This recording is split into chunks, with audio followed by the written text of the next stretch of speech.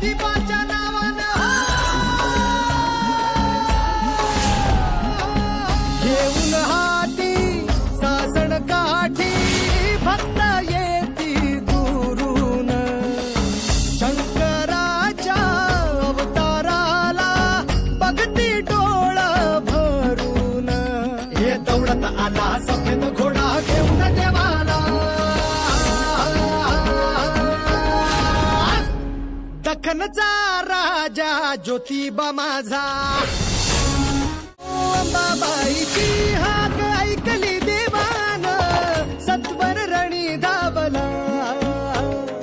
उभा ठाकला खडक त्रिशूल घेऊन रत्नासूर मारिला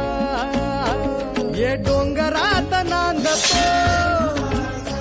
अन संकटात तारतो